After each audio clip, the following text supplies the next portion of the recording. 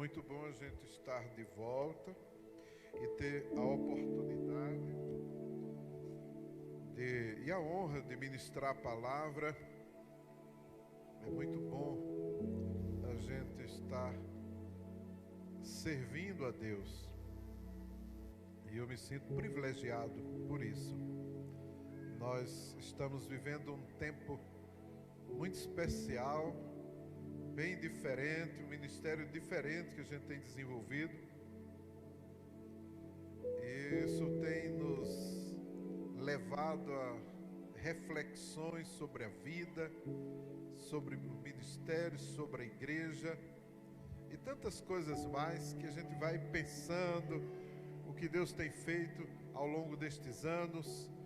E quando a gente hoje se reúne para agradecer a Deus por 17 anos do nosso MIBA, a gente tem muita história para contar, gente.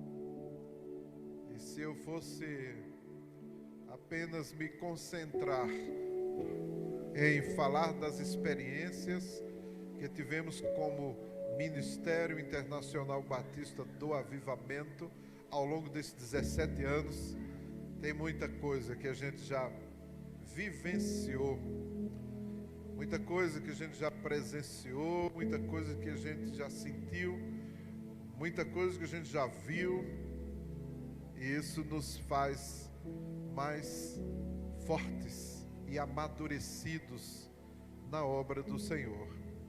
Nós estamos, na verdade, vivendo um sonho chamado MIBA, Ministério Internacional Batista do Avivamento. Esse MIBA, até o nome, tem uma história. E não veio, esse nome não veio assim, da noite para o dia. Foi um processo. A gente falava aqui, quando cumprimentava os irmãos no começo do culto, a gente dizia: graça e paz, Igreja do Avivamento. E aí a gente começou a perceber que o nome era Igreja do Avivamento. E só falava-se mais em Igreja do Avivamento. Como a gente era um ministério independente, então já tinha que carregar o nome ministério. Então, Ministério da Igreja do Avivamento. E depois a gente foi pensando e disse: mas nós somos, a nossa história, somos originários da denominação batista, então é uma Igreja Batista do Avivamento. Aí era o I, o B e o A. E depois, mas nós somos o ministério, juntou o M, I, B, A. Aí então era o I de igreja, e o B de batista e o A de avivamento. Com o passar do tempo, a gente percebeu que a nossa igreja, ela estava influenciando, contribuindo com igrejas pelo mundo todo. O nosso site continua sendo visitado por várias pessoas, igrejas, pastores do mundo inteiro. Quando eu estava na Coreia, fui conhecer a igreja do pastor Po Yong-Soo, na Coreia do Sul.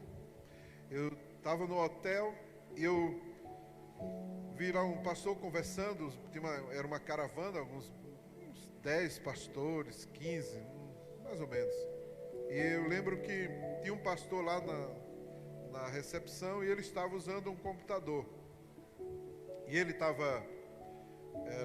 emprestou o computador para alguém, eu sei que eu fui usar o computador dele. E aí eu coloquei, aliás, era o meu computador e ele estava do lado, sentado assim numa mesa, depois do café. E aí eu digitei, quando eu digitei o endereço, o site da nossa igreja, ele do lado, ele viu. E ele olhou, viu a foto e olhou para mim e disse assim: o senhor é o pastor dessa igreja? Aí eu disse: sou. Aí ele disse: eu acesso toda semana os estudos, as lições de células, e a nossa igreja usa semanalmente as lições de célula de vocês. E eu perguntei: mas você é pastor aqui? Ele disse: não, no Japão. E eu fiquei pensando: no Japão. Em uma outra ocasião, eu conversei com um pastor de Portugal. Agradeceu e disse: eu uso esses estudos todo o tempo. E eu fui pensando, aí fui pedir um relatório dos países que visitam o nosso site, que visitam a nossa igreja, pegam as lições. E eu fiquei impressionado com a lista dos países que usam regularmente, acessam regularmente as nossas lições de células, os nossos esboços de sermões. Daí a gente entendeu, somos um ministério internacional. E aí o nome virou Ministério Internacional Batista do Avivamento. E as pessoas, os discípulos dizem assim: eu vou ali na Miba. Acabou que ficou a Miba como a igreja Miba. Então a expressão. Então essa é a história de 17 anos do Miba. E se você observar a lição de célula dessa semana, você vai ver lá o número. Se você dividir 928, se você dividir essas semanas pela quantidade, são 52 lições por ano, você vai perceber que vai dar mais de 17 anos. Aí você vai dizer: mas e como é que a igreja está comemorando 17 só? Se tem mais um tempinho aí. Aí é uma outra história que eu conto depois. Por isso que eu estou dizendo, se eu for falar muito, aí vai ficar só falando a história. Mas isso é importante. Se você estiver muito curioso, você vai procurar alguém que tem mais tempo aí. Quem estava aqui desde a primeira lição de célula? Levanta a mão assim, ó. Levantar a mão é pouco, né? Fica de pé mesmo aí, ó. Tá todo mundo ficando de cabelo branco ou perdendo os cabelos, viu? Eu ando perdendo os meus. Quantos tem aqui? Olha só. 2, 3, 5, 6, 7, 8, 9, 10, 11, 12, 13, 14. Eu sei que está faltando alguns. Tem mais um grupo maior. Vamos dar um aplauso ao Senhor pela vida destes fiéis. Estes são fiéis, porque eles já viram muita coisa acontecer. Não é verdade? Vocês já viram muita coisa e permanecem fiéis, firmes. São 17 anos de muita luta, de um sonho. Quando a gente construiu esse templo aqui, e foi assim num tempo recorde, eu lembro que a gente levantou as paredes, botou uma porta de madeira ali na frente. É história, né? Mas deixa eu contar mais um pedacinho, né? E aí era um sonho, e a gente precisava fazer isso rápido, e era o inverno, não era, irmão Severo, lembra? E choveu demais naquele inverno. E o terreno ficou só lama. Então não dava para construir, cavar os alicerces. Foi uma canseira. Mas nós tínhamos assumido um propósito. E os homens disseram assim: não vamos fazer a barba enquanto esse prédio não estiver de pé. E a gente se reunia aqui. E aí foi gente crescendo.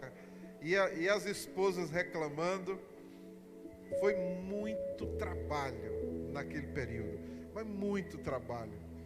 E a gente perseverou, mesmo debaixo de chuva, mesmo com a máquina desistindo de fazer a terraplanagem do terreno, a gente fez no braço. A chuva caindo, a gente continuava trabalhando. Tinha os pedreiros e um monte de ajudantes. E eu era um deles. Carregava cimento no carrinho de mão.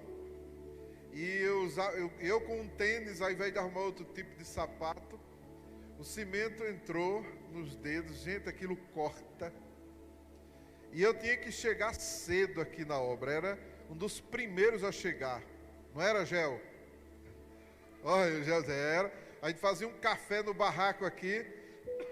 Agora imagine para acordar, depois do dia todo de trabalho de peão, quebrado e os pés inchando e doendo. Para botar os pés no chão era para a lágrima descer. E eu dizia, tem que ir, tem que aguentar, e eu tenho que estar lá. E assim a gente conquistou um sonho. Eu lembro do Domiciano subindo aqui, estava corajoso. Quando o andaime tremeu, ele disse, pastor, eu vou casar. Eu disse, é mesmo, Domiciano? Desce daí, desce depressa, porque a Bíblia diz que quando vai casar os soldados nem iam para a guerra. Aí eu sei que, quem foi? Grobero subiu, e daqui a pouco Grobero cortou o dedo lá em cima, não sei para quê, que eu só vi que desceu foi sangue. Furaram cheio de concreto, botava 2 para fazer o serviço e era uma confusão. O outro foi cavar aqui o buraco, deu uma tonteira, desmaiou, puf, caiu lá. Eu digo, meu, eram uns trabalhadores assim, tudo bem. Aí você chega hoje e olha para esse templo, para tudo isso, e diz assim, bem que podia ter feito maior, né? Bem que podia ter feito. Por que você não estava aqui? Quando a gente estava se matando, geralmente é assim que acontece, né? Pois é um sonho. E eu lembro que quando a gente fechou essas paredes aqui, cobriu, né? Eu deitei aqui numa parte, aqui no chão, foi aqui no canto, e fiquei olhando para cima. Eu estava cansado mesmo, mas aí eu fiquei pensando, olha, um sonho se realizando. 17 anos já se passaram, e a gente está aqui, ó, celebrando o Senhor, contribuindo no reino de Deus, ganhando vidas para Jesus. Quantas crianças que já passaram pelo ministério, não é? A pastora Magda aí, o Theo, a equipe, são muitos anos aí cuidando dos meninos, e eles vão crescendo, e passaram pela salinha, pelo Mibinha e tal, e a igreja vai influenciando vidas. O projeto de igreja é algo lindo de se viver. E você só consegue fazer história se você permanecer fiel, meu irmão. Fala isso para o irmão que está do seu lado, ó. Você só consegue fazer história se você permanecer fiel.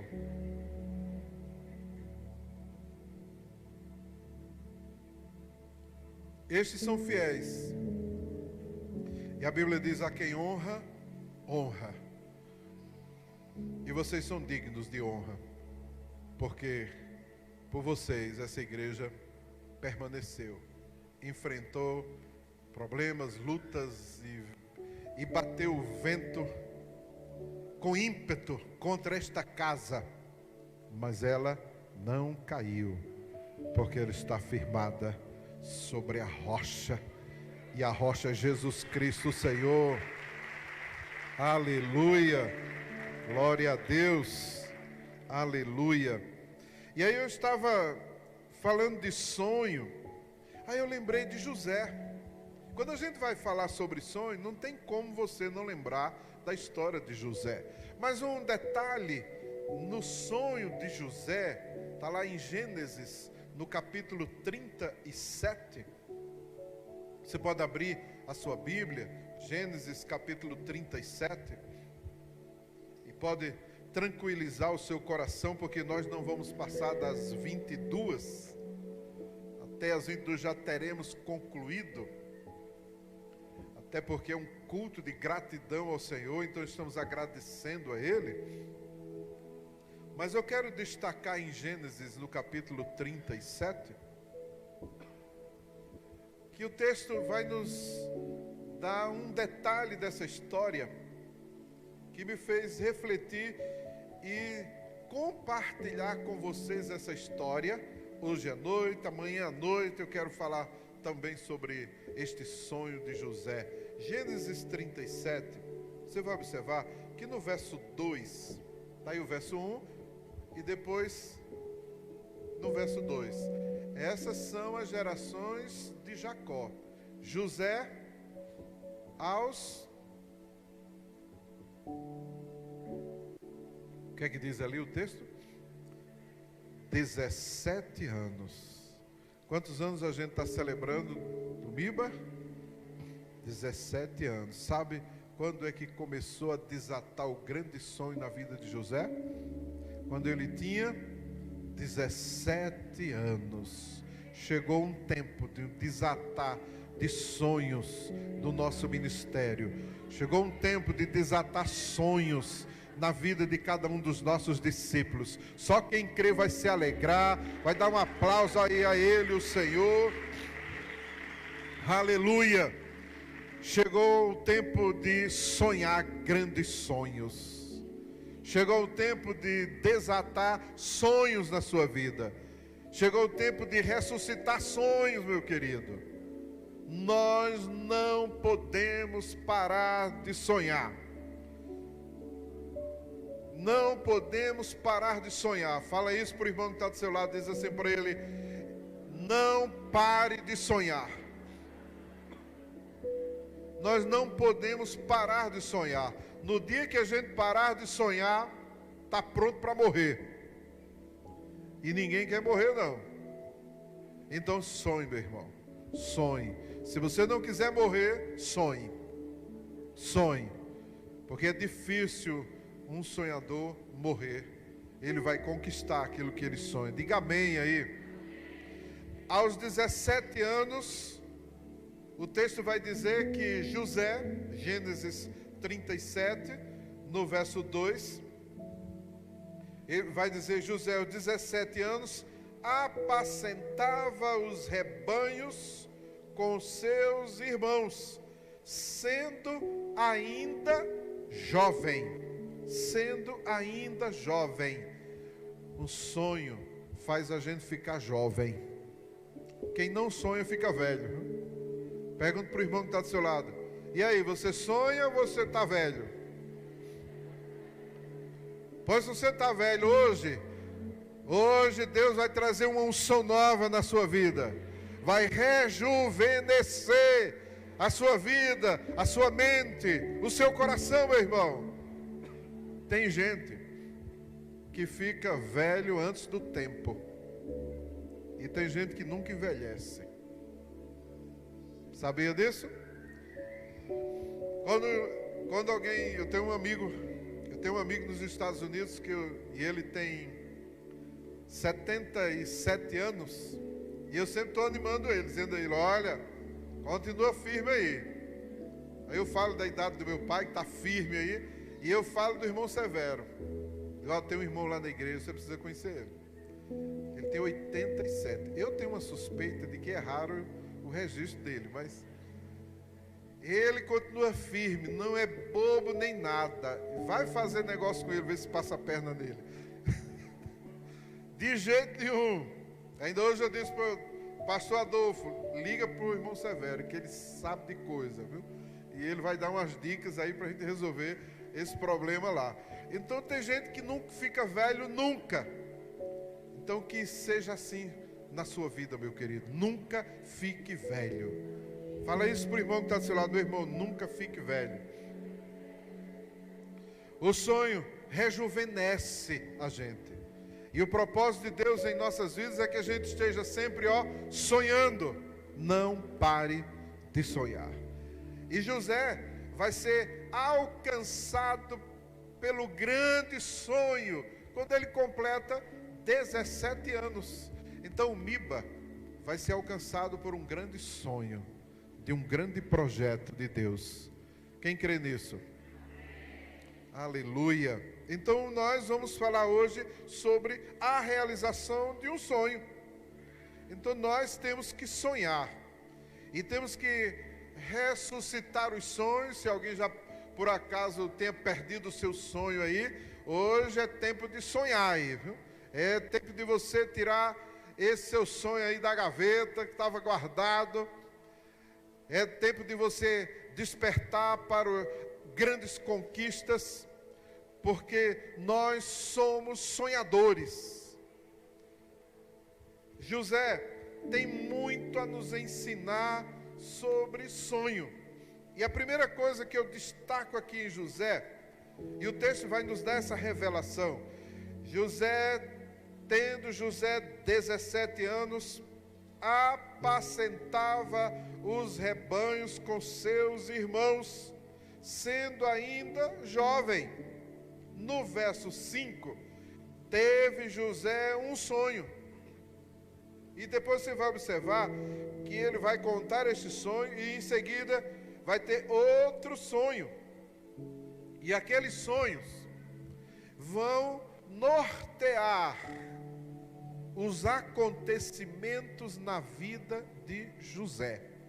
O que isso nos ensina? Nos ensina que os nossos sonhos vão dirigir as nossas vidas. Tudo vai culminar para a conquista dos nossos sonhos. Você crê nisso? Se não crê, vamos ver o que acontece com José. Você vai observar que Deus vai conduzindo a vida de José. Que a condução na vida de José, que é dada por Deus, vai levando ele por um caminho que ele, quem sabe até pudesse até duvidar do propósito de Deus na vida dele. Mas o fato é que quando a gente lê a história completa, a gente percebe que a mão de Deus esteve presente em cada momento, em cada detalhe na vida de José. Até inclusive nos momentos de crises, de dificuldades que José teve que enfrentar, porque todo sonhador enfrenta problemas. Mas o destaque que eu faço aqui é que todo sonhador é um trabalhador. Fala isso para o irmão que está do seu lado: olha, todo sonhador é um trabalhador. José foi alcançado por Deus com um sonho quando estava trabalhando. O texto diz que José tinha 17 anos e apacentava os rebanhos, apacentava os rebanhos com seus irmãos, mesmo sendo ainda jovem. Ele era um trabalhador. O sonho alcançou José trabalhando. Tem muita gente esperando um sonho para trabalhar, e esse sonho não chega, nem vai chegar, meu irmão, porque Deus não vai dar sonho a desocupado. Você precisa entrar em ação, trabalhar com aquilo que está aparecendo para você fazer, meu querido. É aí que você vai funcionar, e Deus estará conduzindo a sua vida. Pode ter certeza disso. O que não dá é você parar, cruzar os braços e ficar esperando o sonho chegar, porque não é assim que funciona. Não é desse jeito que vai funcionar. A Bíblia diz que tudo que vier à nossa mão para fazer, faça. E a gente tem que fazer muito bem feito. Foi o que José fez. Não adianta a gente ficar esperando as coisas acontecerem. Nós é que temos que ir atrás. E é interessante que a gente observa em José. Eu vou agilizando aqui e vou te mostrar mais o que diz o texto. Em Gênesis, no capítulo 37, você vai observar que o texto vai dizer assim: Jacó chama José e diz: vem, enviar-te-ei. Depois que ele tem os sonhos, observe o texto no verso 12. Verso 12 ele diz: perguntou Israel a José: não apacentam teus irmãos o rebanho em Siquém? Vem, enviar-te-ei a eles. Sabe qual foi a resposta de José? Eis-me aqui. Não apacenta o rebanho lá em Siquém? Vem, enviar-te-ei a eles.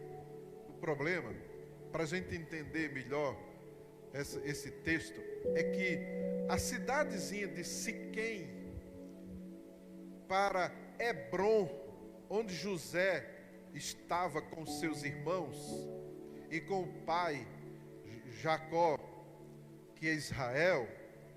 O problema é que era um deserto, toda aquela região é uma região de deserto, e de Hebrom para Siquém dava 100 quilômetros. Agora olha só a missão que José vai receber. Não apacenta lá em Siquém, lá os teus irmãos, vem, enviar-te-ei. José já disse, estou no sal, 100 quilômetros no deserto para tirar na canela, não era moleza. Para um rapaz, um adolescente de 17 anos, ele tinha que romper esse deserto todo e caminhar 100 quilômetros. Sabe qual foi a resposta de José? Sabe o que está escrito aí. Qual seria a sua resposta? Vem, eu vou te mandar ali para um deserto, 100 quilômetros, sozinho. Qual seria a sua resposta? Me dê o dinheiro da passagem. Alguns corajosos até que diriam isso. Mas não tem ônibus para lá. É a pé, meu irmão. Ah, mas é difícil. Assim não dá. Já viu aqueles que perguntam, por que você deixou de estudar? Não, porque era muito difícil. Eu estava sem dinheiro da passagem, eu estava sem... E começa a colocar os obstáculos. E se você for escutar, você vai capaz de chorar de dó. Mas isso não resolve absolutamente nada. Só faz você afundar ainda mais nas suas desculpas furadas. Não se constrói sonho com desculpa. Só se constrói sonho com muito trabalho. Fale isso para a pessoa que está do seu lado. Meu irmão, não se constrói sonho com desculpas. Só se constrói um sonho com muito trabalho. Com muito trabalho. Olha a disposição de José. Então, para que a gente possa conquistar o nosso sonho, todo sonhador é um trabalhador. Todo sonhador é alguém disposto a realizar a obra. José teve que trabalhar, teve que caminhar até Siquém. Era esse o trabalho dele. E ele teve que cumprir. Não tem moleza, meu irmão, para conquistar sonhos. Só quem conquista sonho é um trabalhador acima da média. A média geral não vai te levar muito longe.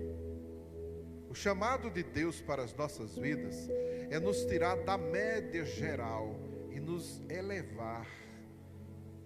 Quem está disposto a sair do geral e passar para o especial aí? É isso que Deus espera de cada um de nós. O geral, o normal, o corriqueiro, aquilo que já é o óbvio, não vai te levar a lugar nenhum.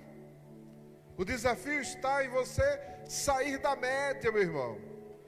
O chamado, o desafio de Deus para o sonhador é que ele saia, se destaque e fique acima da média geral. Todo sonhador é um exímio cumpridor de missão. Todo sonhador é um exímio cumpridor de uma missão.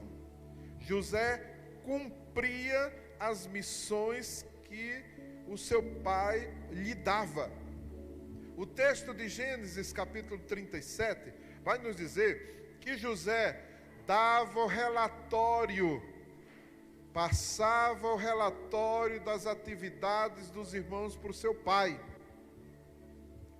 E sabe o que isso causou para José? Ódio dos irmãos. José entregava o relatório do jeito que acontecia as coisas. Se gostasse ou não gostasse, problema. Ele não estava nem aí para isso. Mas ele cumpria aquela missão.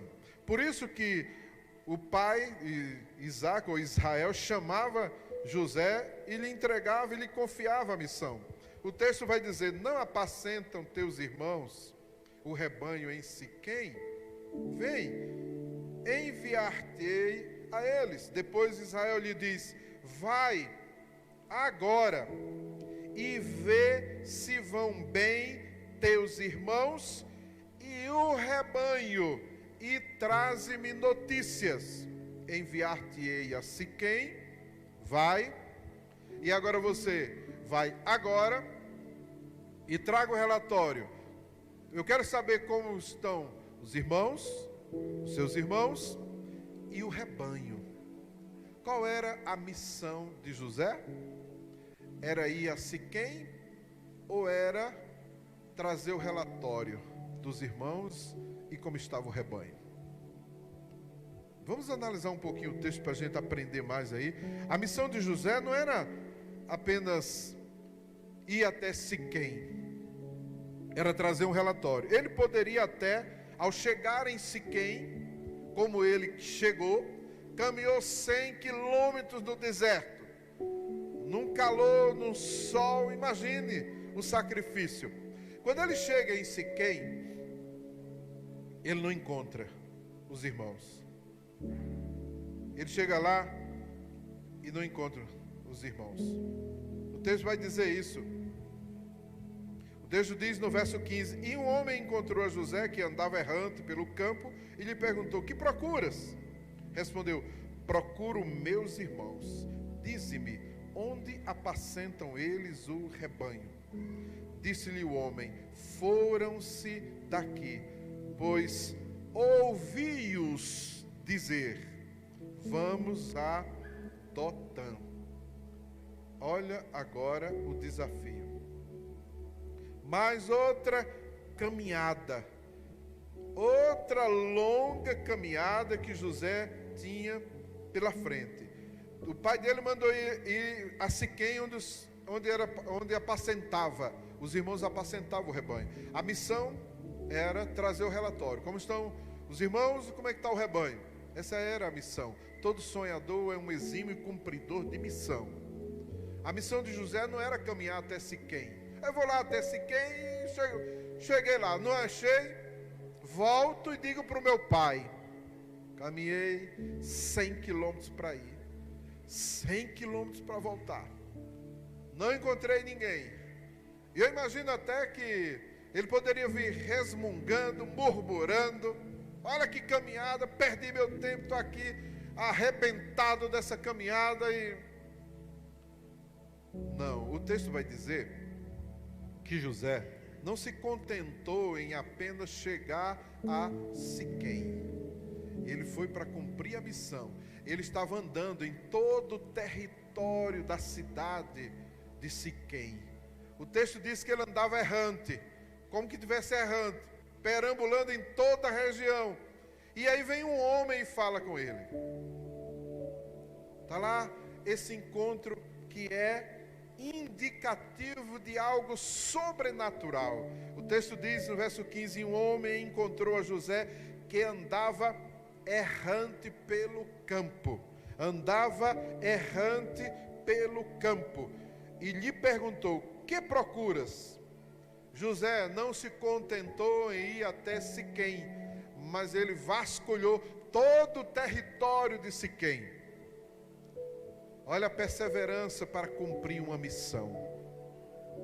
Para José, missão dada, missão cumprida. Para um sonhador, missão dada, missão cumprida. Se você recebeu uma missão, cumpra, meu irmão. Não importa as dificuldades.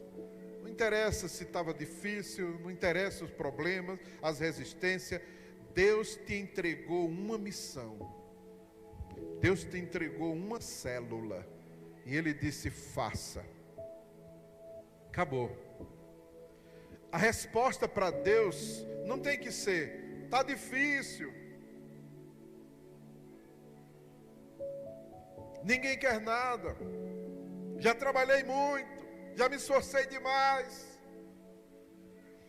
Não, tudo isso Deus já sabe, meu irmão, não é novidade nenhuma.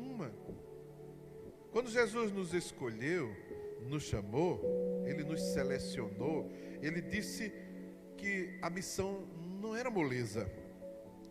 Nós seríamos enviados como ovelhas no meio de lobos. Não era fácil. Você está participando de um sonho. E esse sonho se chama MIBA, Ministério Internacional Batista do Avivamento. Eu sei que você tem, como nós temos, os nossos sonhos pessoais, particulares. Você tem seus sonhos aí, que vai acrescentando a esse grande sonho que Deus plantou aí no seu coração. Deus te escolheu, te plantou nessa obra, nesse ministério, e Ele disse: vá. E nós não temos que desistir da caminhada, porque é difícil, porque está longe, porque o calor, porque isso ou por aquilo, pelas resistências no deserto. Não, isso tudo Deus já sabe, irmão. Tudo isso Deus já sabe. Você precisa apresentar o resultado da missão. Missão dada, missão cumprida. Não adiantava de nada José voltar de Siquém e dizer para o pai. Provavelmente o pai iria entender, ia dizer: realmente, meu filho, esses teus irmãos são parada, né? Então disseram que ia para Siquém e depois vai para outro lugar. Então está difícil a gente encontrar. Vamos esperar eles voltarem, né? Eu entendo, você caminhou muito, foi um esforço muito grande. Às vezes a gente diz isso a um líder de célula que está desistindo, que é para não dizer a ele toda a verdade e ele não morrer de vez. Para não dizer para ele: rapaz, toma jeito.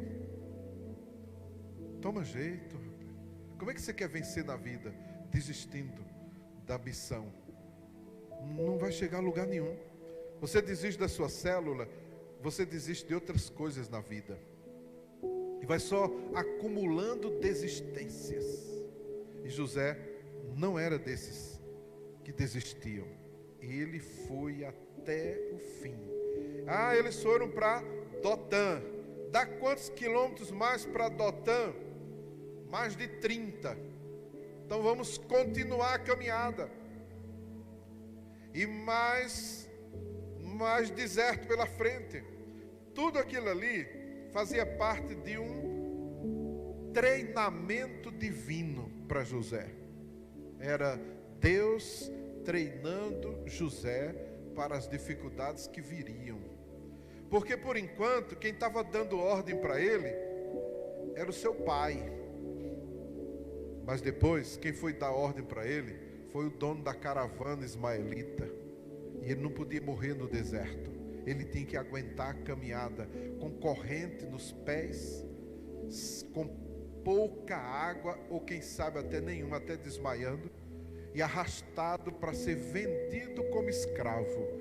O que Deus estava permitindo acontecer na vida de José era, na verdade, um treinamento para o que viria adiante.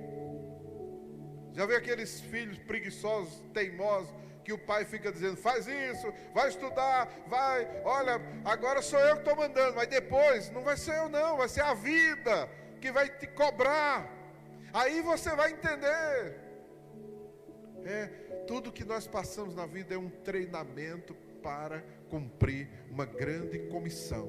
E Jesus está para nos ajudar. Eis que eu estou convosco todos os dias até a consumação dos séculos.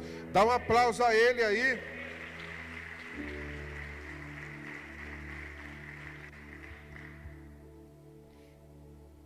Toda criança que desistiu se torna um adulto desistente na vida.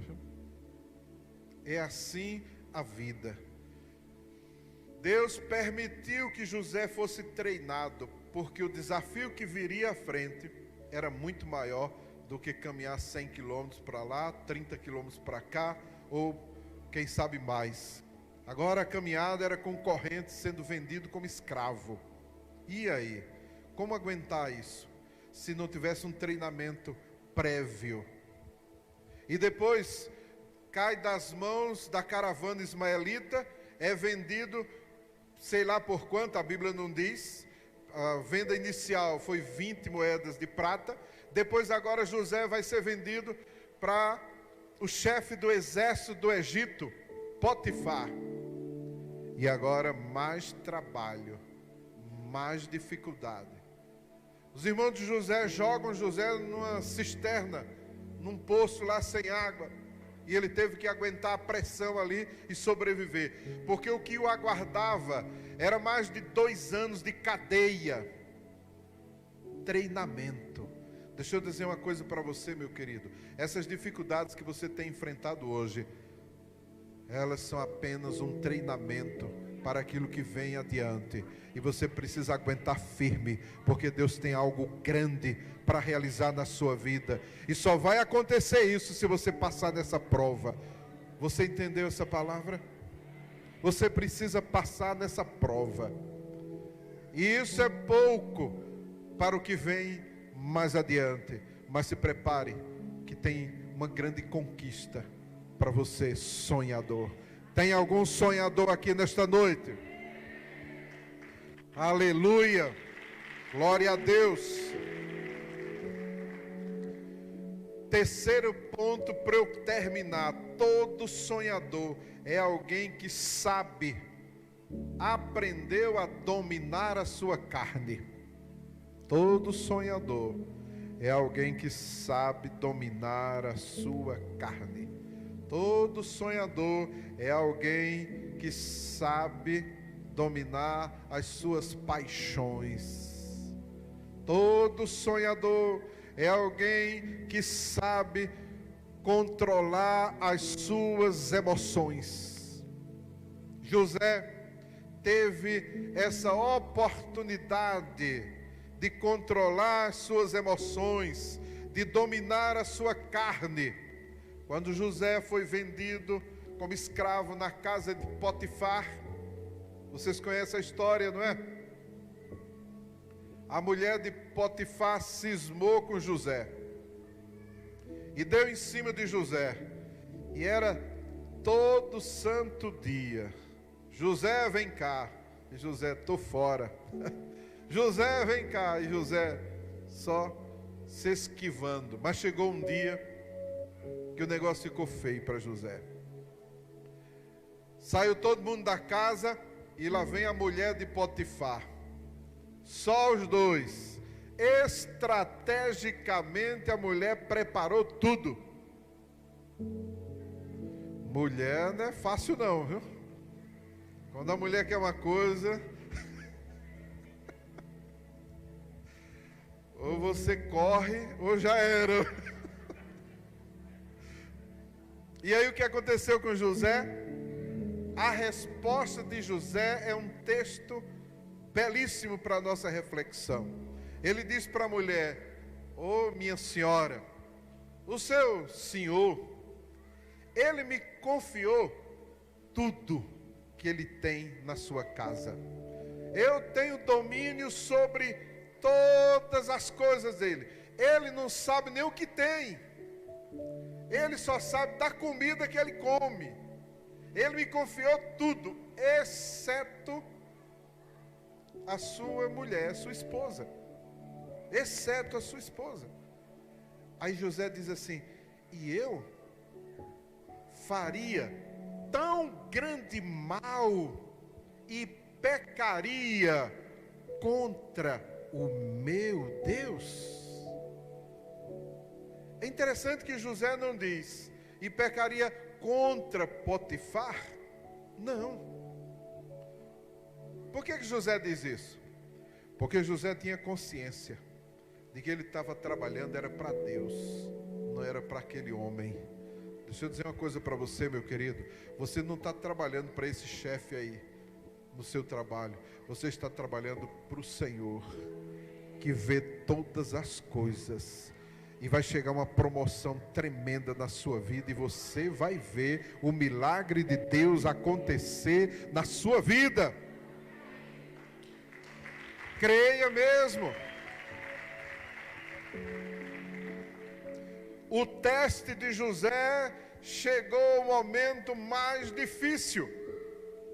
José conseguiu trabalhar duro, caminhar no deserto, José conseguiu enfrentar uma cisterna, José conseguiu enfrentar um trabalho pesado na casa daquele homem, até conquistar a confiança dele, aprendeu a administrar, porque o texto vai dizer que José administrava tudo, todos os bens que aquele homem possuía.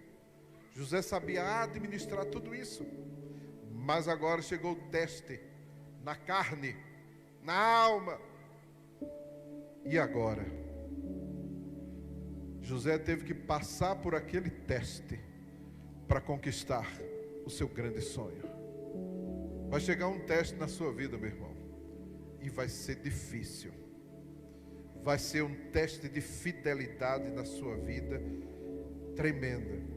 E é Deus que vai permitir isso acontecer, só para saber o que é que tinha, o que é que estava no seu coração. Deus diz isso em Deuteronômio no capítulo 8, verso 2. O texto vai dizer que Deus falando com o seu povo que caminhou no deserto durante 40 anos. E Deus diz: olha, eu permiti recordar-te-ás de todo o caminho pelo qual o Senhor teu Deus te guiou no deserto esses 40 anos, para te humilhar, para te provar, para saber o que estava no seu coração. 17 anos de Miba, eu tenho certeza que você já foi testado na sua fidelidade, e não só foi uma vez não. E você venceu, e você venceu, e vai continuar vencendo, vai continuar vencendo. É assim que se conquista um sonho, é assim que se vence na vida. José venceu aquela prova, aquele teste, e ele foi fiel ao Senhor. E qual foi o resultado disso? José foi parar na cadeia. Essa foi demais, né? Se você estava esperando que a resposta ali por aquela prova que ele passou fosse assim, e Deus veio e mandou seus anjos e resolveu tudo. Não. Lendo o texto, você vai observar que pelo menos 2 anos José ficou naquela cadeia. Na verdade foi mais de 2 anos, mas pelo menos o registro fala 2 anos ali na cadeia. 2 anos, esquecido, largado lá na prisão. Quando José imaginou que estava muito longe de conquistar o sonho, na verdade, estava muito mais perto. Quando você pensa que está longe, o seu sonho está mais perto do que você imagina. E às vezes a gente imagina que está tão longe o nosso sonho, aí a gente desiste. Por que desistiu? Vai chegar aquele grande dia, quando a gente chegar na presença do Senhor, que a gente desistiu de coisas na vida, aí Deus vai mostrar para a gente, está vendo? Ó, você desistiu na hora que o anjo desceu para te entregar a bênção. Quando foi chegar lá, você não estava mais perseverando na sua oração, no seu propósito. Você entendeu isso?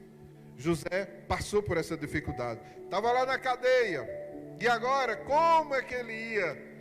Como é que o feixe de José iria se levantar, e o feixe dos seus irmãos iriam se inclinar perante o feixe de José? Como é que José agora seria essa estrela no centro, e onde os irmãos iriam reverenciá-lo, se ele estava na cadeia, esquecido? Pois é, quando José completa 30 anos de idade, chegou o momento de José ser levantado por Deus para governar a nação mais importante de toda a época, de toda a história, de toda a humanidade naqueles dias. Era o Egito. E José vai se levantar agora para governar uma nação. E depois eu falo mais sobre José. Depois eu falo mais um pouco. Amanhã eu quero falar mais sobre este grande sonhador José e a sua grande conquista. Como é que se conquista um sonho? Fique de pé para eu repetir aí para você.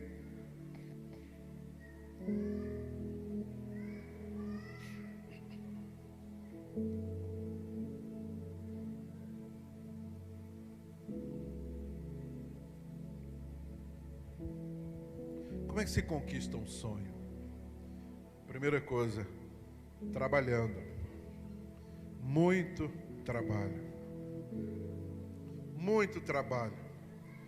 E depois a gente tem que fazer o quê? Cumprir as missões que recebemos. Cumprir a missão que nos é confiada. Ainda que seja difícil, que esteja distante, mas nós vamos cumprir a missão que nos foi dada. Terceira coisa, a gente só vai conquistar um sonho quando a gente aprender a dominar a nossa carne, dominar a nossa alma, controlar as nossas emoções. Quando a gente aprender a fazer isso, estamos aptos a conquistar o grande sonho que Deus tem para as nossas vidas. Fale com Deus agora, ore. Você sabe qual é a área mais deficiente em você, na sua vida, que está precisando de uma mudança, de um milagre? Pois aquele homem que foi ao encontro de José, lá no deserto, quando José estava perdido lá em Siquém, aquele homem, uma representação de um anjo do Senhor. Alguns teólogos falam até do próprio Jesus, a representação, a figura. Pois este homem vem ao nosso encontro quando a gente está perdido e nos indica o caminho, e a gente vai continuar, e a gente vai vencer. Confie em Deus, porque se você confiar no Senhor, você vai vencer. Ainda que você tenha caído, Deus vai te levantar para você continuar vencer. Creia nisso. Ore agora pela sua vida.